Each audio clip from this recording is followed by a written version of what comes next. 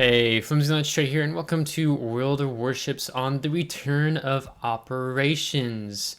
So, those of you who have been playing the game for over 2.5 years or so ago may remember certain operations like the Ultimate Frontier, Cherry Blossom, Dynamo, and then I think there's another one called Hermes or something like that. But they are bringing the operations back, except Dynamo, from my understanding.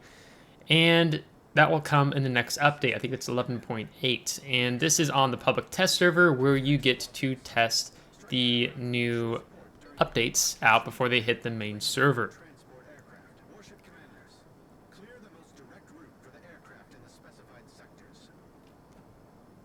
So the Ultimate Frontier is about with the battlefront getting closer and closer and amid persistent airstrikes on Rowan Atoll, the project pursued by Japanese scientists and engineers is threatened.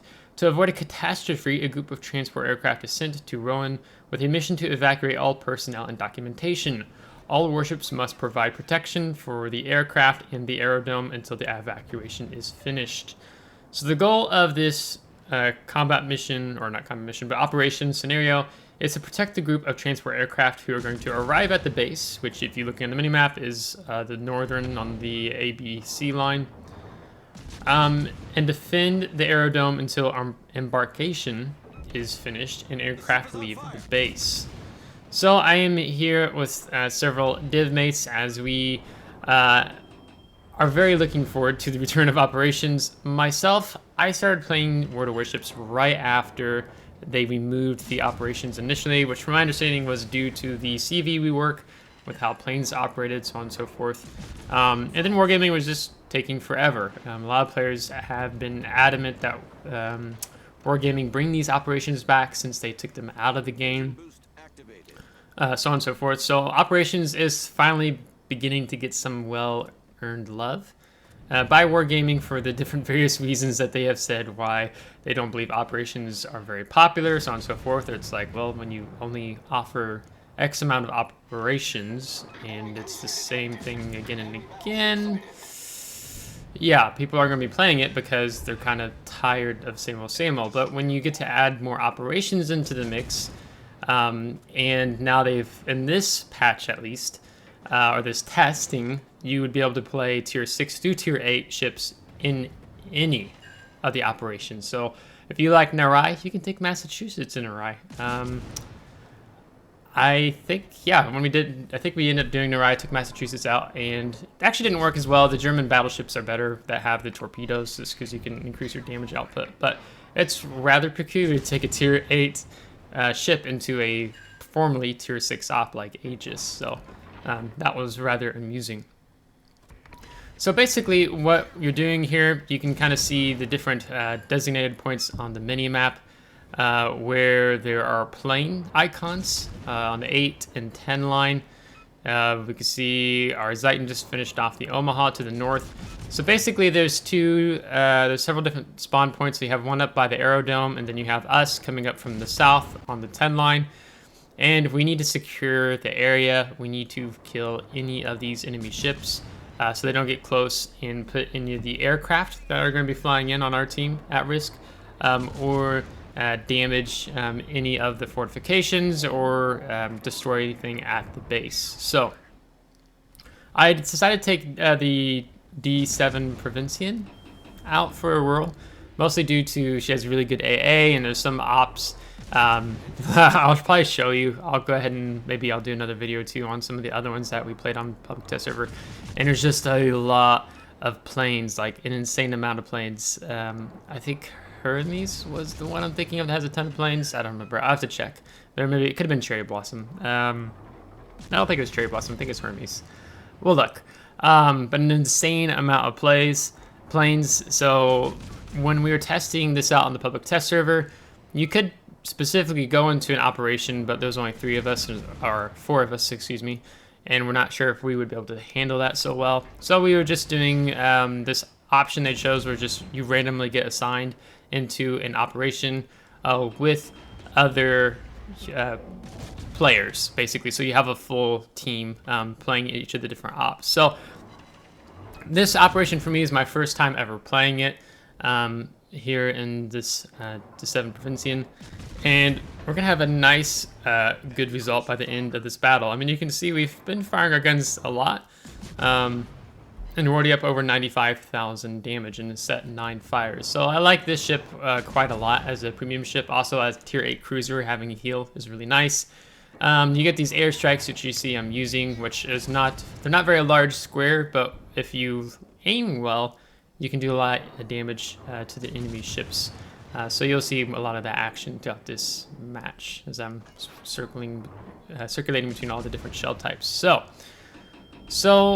we have still another ship up to the north or a couple that are spawning, coming in up on the A line.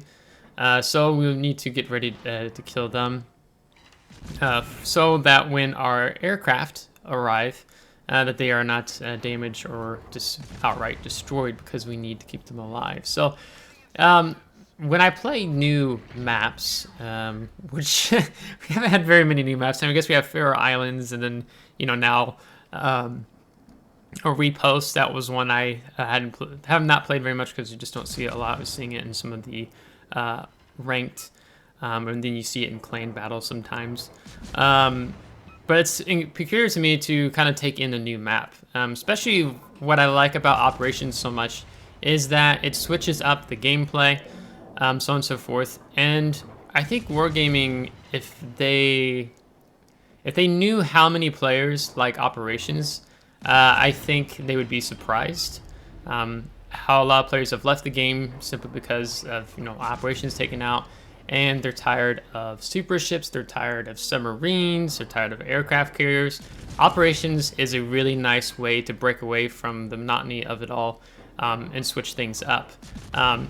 Because I was really impressed, because I've never played these Operations when they got pulled. By the time they got pulled, I just started playing right after the CV rework. But it was just this kind of nice breath of fresh air. I mean, yeah, you're playing against AI bots here. You could say, oh, this is just like co-op, which to an extent, yeah, I mean, you're playing against bots, so you could view it as a co-op. But because you have these different tasks that you have to achieve, these different defensive points, or going on the offense, or supporting a landing of troops, all these different type of things that you would see maybe a little bit more historical. That did happen during naval warfare, whether it be World War I, World War II, and so on and so forth. So it's really quite nice. And if you're looking on the mini-map now, you can see the planes are starting to fly in where the icons were for the airplanes.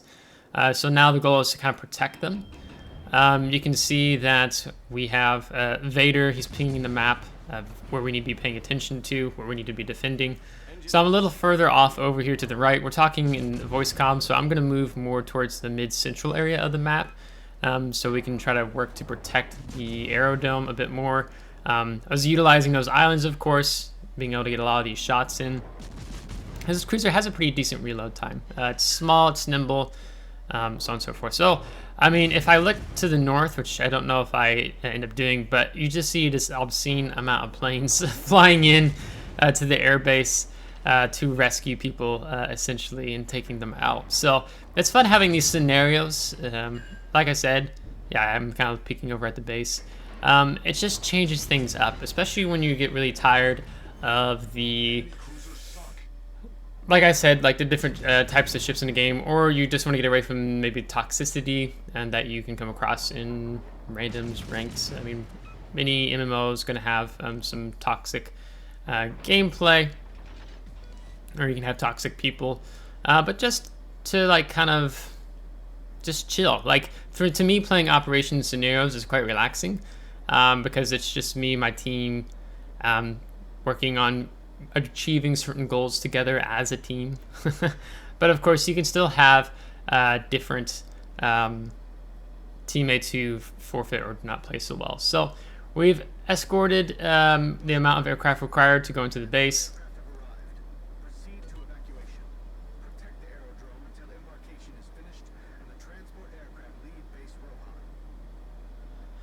So we do not. So we want to protect the base until the aircraft are ready to disembark. We have a enemy ranger, Raptor. Raptor has gone rogue, you know. That's kind of sad to see. And that's an inside joke if you play ops. So we're moving over further because I want, if there's going to be more planes coming from the ranger, which I'm not sure at this point because it's this first time playing to op. I want to be able to defend the airbase from taking any damage. So enemy aviation activity detected. And so that CV, which you can see on the map, is down there to the south, 24 kilometers away from us. We have some, looks like some of our teammates are healing up here. I still have a decent amount of health pool, but that's going to change as this these enemy ships push in, as we keep checking in on what the enemy dive bombers are up to. So Vader, as we realize, he's a little too hot and close to the action, so he's disengaging and he's going to fall back a little bit. So I'm going to keep moving up because I want to get closer to him to try to support him. As I see the CV planes are leaving. So they're still a little bit further outside of range, but one of the things that you can do as you get more accustomed to the game is you can actually start going ahead and shoot at the enemy ships before they get within your gun range. So you can do that if you want to stay dark, your gunfire bloom, because like this Omaha and other ships are pushing right in. So you can be cheeky like that, but I'll go ahead and shoot here because I want to be detected and I want them to shoot again. So myself and my teammates have targets to focus on shooting. So the Phoenix moving up here, so we're going to focus him first because his health pool is rather low. We have all of our airstrike depth charges, or airstrike attacks ready to go, not depth charges. So we're going to be using those here shortly. But for now, we're going to keep focusing. So you can see there's a lot of incoming fire, so I'm going to move up a little bit closer to get this island. So, but I really would like to finish this Phoenix off first before focusing on other ships. So we're staying kind of still. We're not moving too much. It's better to be more agile in a situation like this and moving because the bot AI focuses on shooting the midsection of your ship. So if you're destroyed, so a lot of times you can just juke the salvo going back and forth. So I'm going to try to see if I can't get a decent strike off here in aiming on the cruiser. So it's going to take a little bit of getting used to that. So I'm on fire, and when you're on fire, the bots like to tend to switch to armor piercing because you are on fire. They've achieved their goal. So we're going to need to angle more here, but the fire's been put out, and you can see the Phoenix switch back to HE. So that's just something that they normally do, and we're just going to go ahead and put out that fire because there's no need to keep burning. So and I have the Omaha coming in. We're going to look to hopefully do some more airstrikes here pretty soon. We're focused on the Sims in the distance. We can see the Rangers coming back, so I need to make sure I get my A sector prioritized because we want to be able to defend the airbase and all those planes go down. So with Vader being out on the 2 line, kind of helps us to be able to combine our AA together in dealing with the enemy Ranger. So there goes Raptor sailing away.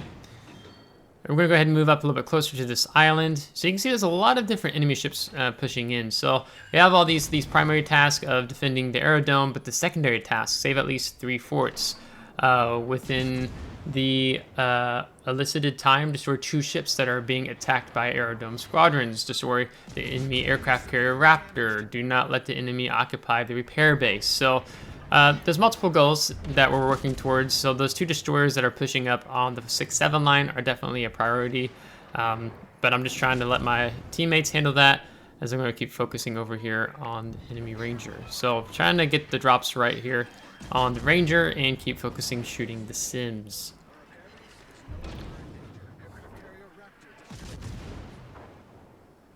So we have destroyed the Raptor, the Ranger, which is good, and we're about to finish off this Sims, and then we're going to switch focus here in a moment over to these guys on the 5-6 line and that battleship in the back, which you can see there's destroyed 2 ships that are being attacked by aerodome squadrons.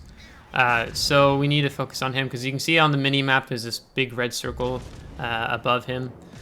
So we're going to be working on him here in a moment, but for now we're going to see about this Phoenix. Now note how I'm showing broadside to the Phoenix here as I turn out, but I've went ahead and DCP'd because I didn't want him to shoot armor piercing at me, because that close would have taken considerable damage. So we're just going to keep shooting the HE, and we're going to pick up the natural selection. And we're going to switch over to the Dallas now. So I'm trying to focus off these last few cruisers so our team can focus on the enemy battleship there in the back. And so we're getting ready for an airstrike to come up.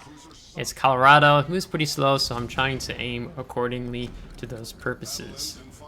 So we lose Vader in the Champagne.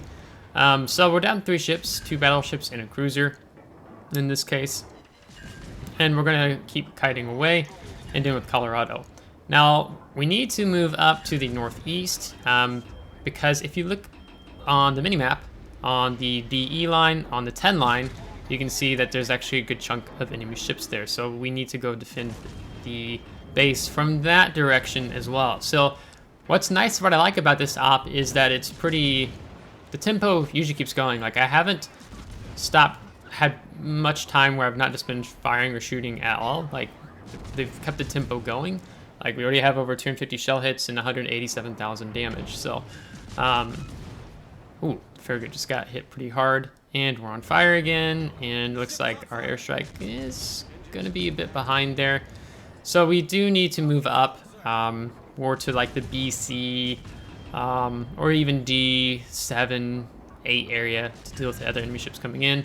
But because I'm more on the rear guard here, I'm trying to focus off finishing this Dallas, and I have another ship with me helping me focus as well. So, so definitely taking a good amount of damage here at the end as we try to wrap things up and then move on to the last enemy push. So he seems to shoot armor piercing because, again, I was on fire. So just keep that in mind when you're dealing with bots. That is a typical trait that occurs.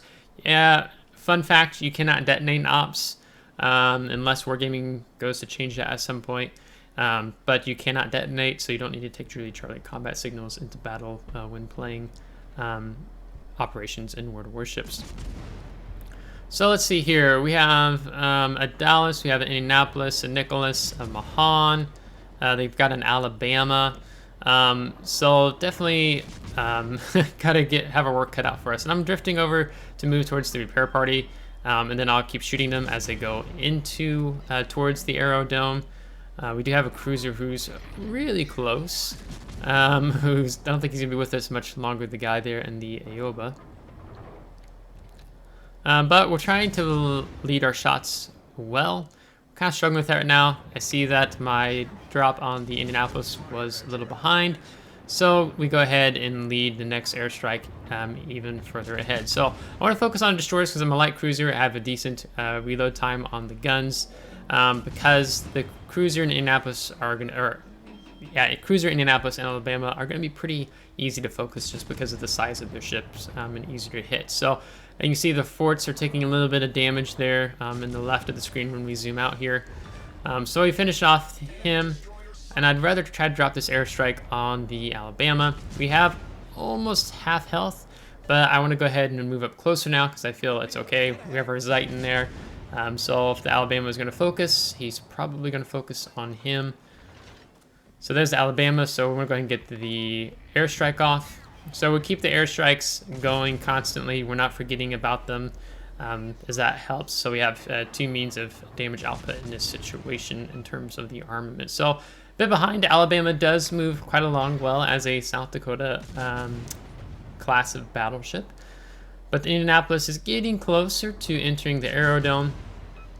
So we just need to focus our fire on him and take him down. And now we're going to switch off here and focus on the Alabama. We actually saw TC Freyer, if I'm pronouncing that correctly, as he, from my understanding, he really enjoys ops, so we saw him on Aegis earlier, so it was fun seeing what he was up to while streaming on Twitch. So that's going to bring the battle to a close, as we are going to 5-star it here with over 215,000 damage, 8 ships destroyed, 22 set on fires, 1,700 base experience, and topping the team. And going over to our detailed report, we could go through a really long list of seeing how many ships in total we damaged or killed. So yeah, there's definitely a lot as we scroll back towards the beginning. So this is what you can expect from something like Ultimate Frontier. Now, I don't know if Wargaming will keep the pathing of all the bots, if they'll change things up, because this, again, is only on a public test server, so don't expect it to be the same when it arrives to the main server. When it does come to the main server, I'll go over each op. I'll go ahead and add them into the new player guide series, giving a breakdown of how to best take on each of these operations. Of course, I'm working on my experience with the different operations so I can give the best advice. And also we have several people in our clan who I would say are pros at operations, and I've played a lot of operations, and so just being able to div up with them and learn from them is very helpful for myself and to pass that knowledge on to you. So if you liked today's video, give it a thumbs up. If you did not, give it a thumbs down. Subscribe if you do want to see more. If you are subscribed, thanks so much. I really appreciate it, and we'll catch you next time. Take care.